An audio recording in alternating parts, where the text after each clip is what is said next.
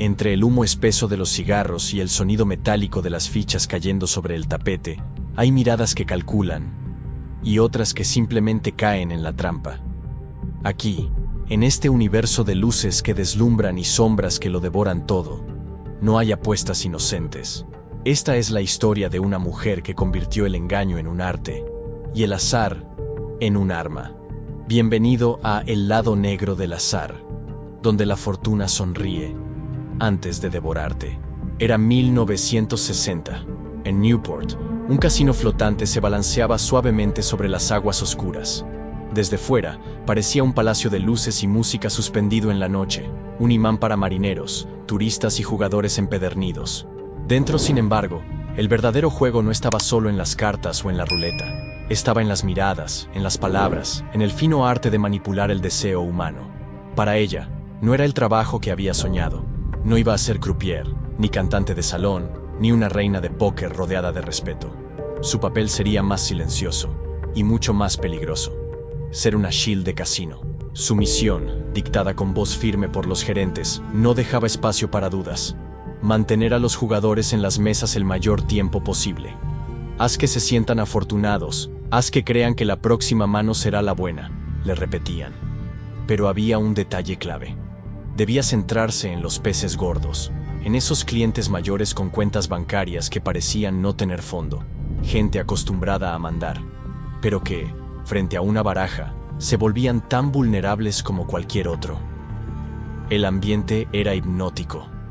El murmullo constante de las tragaperras, las campanillas que sonaban cada vez que alguien ganaba, el tintinear de las fichas cayendo sobre el paño verde. Todo formaba una música de fondo diseñada para que nadie pensara en la hora. El aire estaba cargado de humo de cigarros y del aroma penetrante de los perfumes caros que usaban las mujeres de la alta sociedad y las que querían parecerlo. Ella se movía entre ese mundo como si hubiera nacido allí. Vestidos elegantes que abrazaban su figura, tacones que marcaban cada paso con un ritmo calculado, labios pintados con precisión quirúrgica.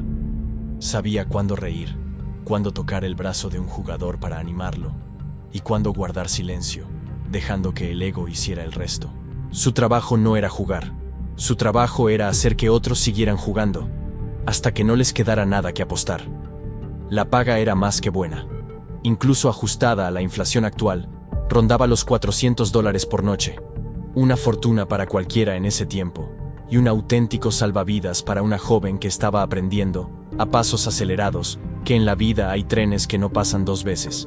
Cada noche se presentaba impecable, vestidos que parecían hechos a la medida, ceñidos para resaltar la silueta y llamar la atención de los clientes que más interesaban al casino.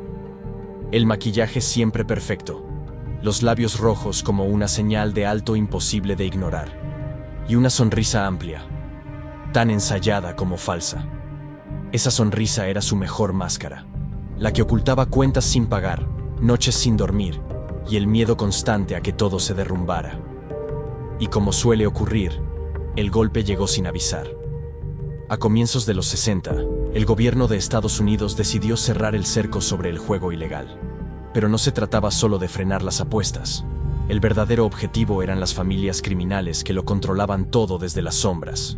En 1961, bajo la administración de John F. Kennedy, se aprobó la temida Wire Act, una ley que prohibía el uso de comunicaciones interestatales para realizar apuestas. La noticia cayó sobre la industria del juego como un hachazo. Nevada, con Las Vegas a la cabeza, fue el único estado que resistió. En el resto del país, miles de casinos apagaron sus luces de la noche a la mañana. Entre ellos, el de Newport, aquel barco que había sido su tabla de salvación. Y así, de un día para otro, se encontró en la calle. No solo ella, croupieres, camareros, músicos, todos estaban fuera. La fiesta había terminado. Para entonces tenía 21 años y 2 hijos pequeños que dependían de ella. Su marido, como si nunca hubiera existido, había desaparecido sin dejar rastro, llevándose con él cualquier esperanza de ayuda. Sin ingresos y con la amenaza real de volver a tocar fondo, aceptó el primer trabajo que apareció: camarera de cócteles en un local de segunda. El sueldo era mísero, las propinas, escasas, y el recuerdo del dinero que había ganado entre fichas y sonrisas falsas, se convertía en un peso cada vez más insoportable. Lo que había perdido no era solo un empleo, era la sensación de control sobre su vida, aunque fuera una ilusión. Fue entonces cuando lo comprendió con una claridad fría y cortante. Solo había un lugar en todo el país donde las probabilidades podían estar, aunque fuera por un instante, a su favor. Y ese lugar era Las Vegas. Las nuevas leyes habían asfixiado al juego en casi todo Estados Unidos, pero ese mismo ahogo estaba empujando hacia Nevada a toda una fauna que convertiría la ciudad en algo único. Tramposos profesionales que vivían de engañar a las cartas. Gánsteres que movían millones en efectivo y no temblaban al ordenar un ajuste de cuentas. Jugadores que apostaban fortunas como quien lanza una moneda al aire. Y ella, una joven decidida a sobrevivir a cualquier precio. Era 1961. Las Vegas estaba dejando de ser solo un oasis de neón en medio del desierto para transformarse en un organismo vivo, palpitante, que respiraba dinero y exhalaba vicio. Cada noche, enormes fortunas se ganaban y se perdían bajo el parpadeo constante de las luces. Para algunos, era un paraíso. Para otros, un infierno del que no se podía escapar. La prensa empezaba a llamarla Sin City. Ella llegó con una intención que todavía podía llamarse honesta. Tenía la determinación de ganarse la vida sin volver a mancharse las manos. Al menos no de la forma en que el destino le tenía reservado. Consiguió empleo como supervisora en un casino, un puesto respetable, bien pagado, y que le permitía observar el juego desde una posición estratégica. Pero en Las Vegas, las reglas eran distintas. Pronto, uno de sus superiores le explicó, sin rodeos, que trabajar con ciertos clientes de alto nivel podía implicar acompañarlos mucho más allá de las mesas, a habitaciones privadas donde las fichas ya no eran la única moneda de cambio. Tenía 2 hijos que dependían de ella, y había líneas que, incluso en su situación, no estaba dispuesta a cruzar. La decisión fue rápida, renunció, dejando atrás lo que parecía la oportunidad que había estado buscando. Consiguió otro trabajo, esta vez como mesera en el Mint Casino, en pleno corazón de Las Vegas. El brillo de las luces y el eco constante de las monedas cayendo en las máquinas no lograban ocultar la realidad. Turnos de 12 horas, pies destrozados, un uniforme que debía mantenerse impecable, aunque el cansancio la estuviera matando, y un salario que dependía casi por completo de las propinas. Cada bandeja que cargaba le pesaba más, no solo por el cristal y el licor, sino por el creciente desdén que sentía hacia el mundo de los casinos. Lo que antes había sido su salvavidas ahora se le antojaba como una máquina insaciable que exprimía a todos, trabajadores y clientes por igual. Y entonces, apareció él. Era 1962 cuando un cliente habitual empezó a llamar su atención. Un hombre distinto a los demás, carismático, de sonrisa fácil, siempre impecablemente vestido y con un aire de seguridad que lo hacía destacar incluso entre los jugadores más ostentosos. Llevaba encima ese tipo de dinero que no se enseña, pero que se percibe en la forma de moverse, en los relojes discretamente caros, en las propinas que dejaba sin pestañear.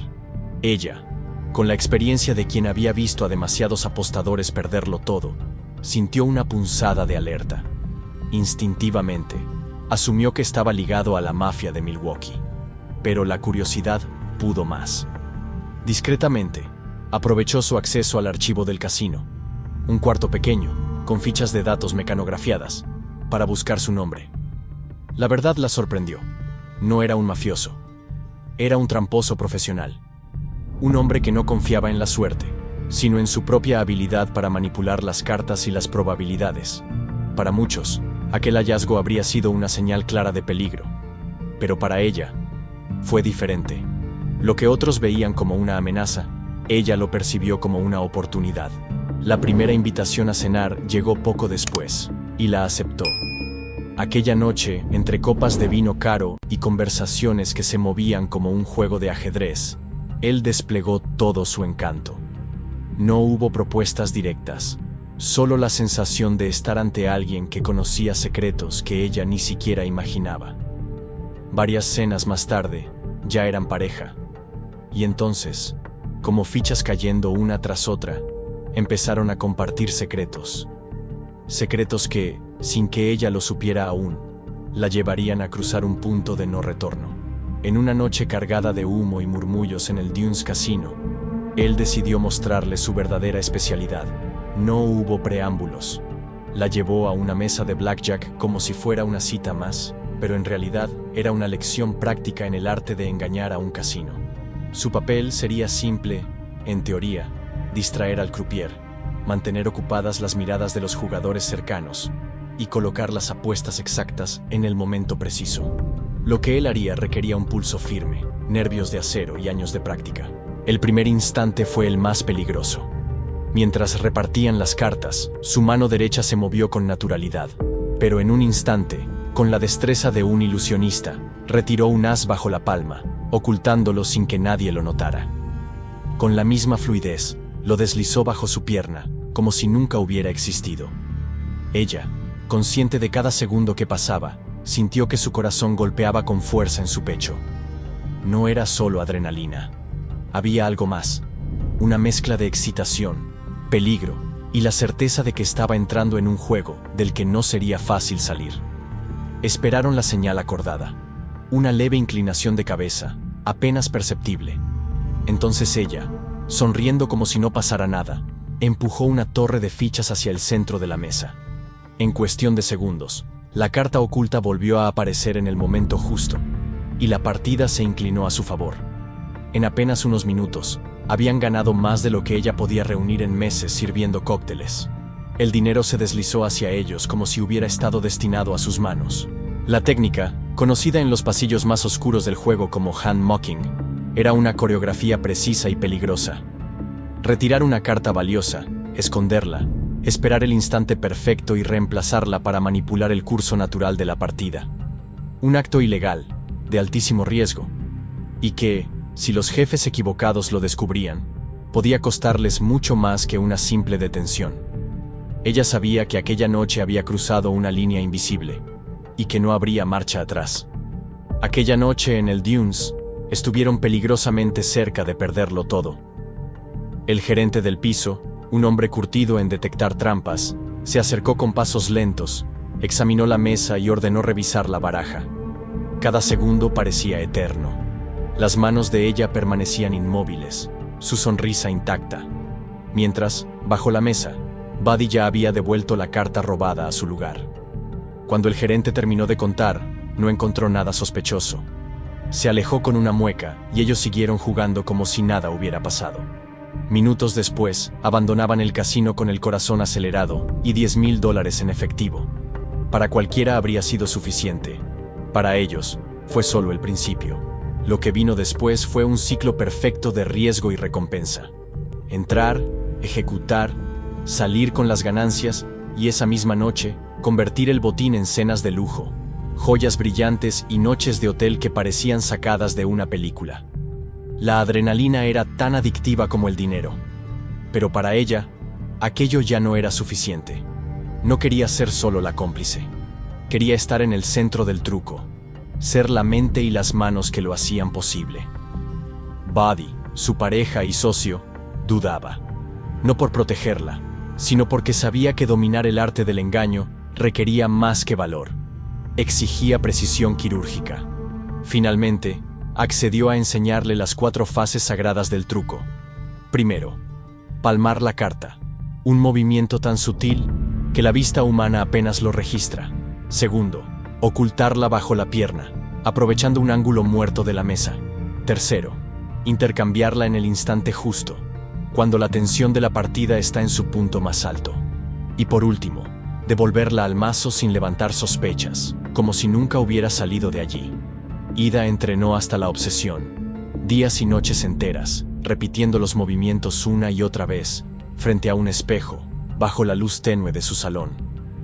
El objetivo no era solo hacerlo bien, sino hacerlo perfecto, incluso bajo la mirada implacable de un croupier veterano. Cuando ambos comenzaron a ejecutar el truco al mismo tiempo, las ganancias se dispararon. Ahora, cada golpe dejaba el doble de dinero. Sus hijos vivían en una casa espaciosa, asistían a colegios privados y contaban con una niñera a tiempo completo. Todo pagado con manos rápidas y cartas mágicas. Para 1965, ganaban unos $20,000 al mes, una fortuna que, ajustada a hoy, superaría los 190,000. La codicia crecía, y con ella, los riesgos. Entonces llegó la gran idea. Ya no se trataba de cambiar una carta para inclinar la suerte. Ahora, Ida quería cambiar todas las cartas, el mazo entero, preordenado para garantizar victorias inevitables. No era solo una jugada arriesgada, era una provocación directa a los casinos más peligrosos de Las Vegas. Reclutaron cómplices de confianza, establecieron un sistema de señales imperceptibles. Un roce en el brazo, un toque en la mejilla, un gesto fugaz con la mano. La coordinación tenía que ser perfecta. El primer gran golpe lo dieron en el Stardust Casino, una risa falsa de Elizabeth, un chiste improvisado de Roger, un par de miradas bien colocadas. Y el mazo estaba cambiado. Nadie notó nada. Salieron con $110,000 y una certeza peligrosa. Podían seguir haciéndolo. Pero no se detuvieron ahí. En 1971, intentaron lo impensable. Cambiar un shoe entero de 6 mazos completos en el Golden Nugget. Esta vez contaban con un croupier corrupto, desesperado por dinero y dispuesto a arriesgar su carrera y su vida. El intercambio fue tan limpio que parecía un acto de magia. Esa noche ganaron más de $50,000. En ese momento, Ida ya no era la joven que servía cócteles en un casino de Newport. Se había convertido en una de las tramposas más audaces que Las Vegas había visto. Y cada golpe la acercaba más a la gloria, o a la caída.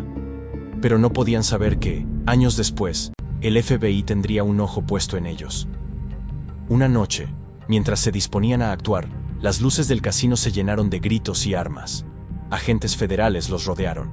En su bolso, encontraron un shoe valorado en más de $75,000. En el tribunal, con un acuerdo, recibió solo una multa, libertad condicional y una prohibición de por vida para entrar a casinos en Nevada. En el mundo del azar, las cartas siempre están marcadas, aunque no lo parezca. Ida Summers jugó contra la casa, y por un tiempo ganó. Pero en este juego, cada triunfo deja una huella, y cada huella, un rastro. Y cuando alguien lo sigue, la suerte se acaba. Porque la fortuna, como el humo en un casino, siempre termina por disiparse.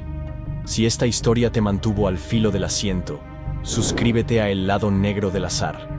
Aquí revelamos las trampas, engaños y secretos que las luces de neón intentan ocultar. Nos vemos en el próximo episodio, donde quizá descubras que la peor apuesta es creer que nunca te tocará perder.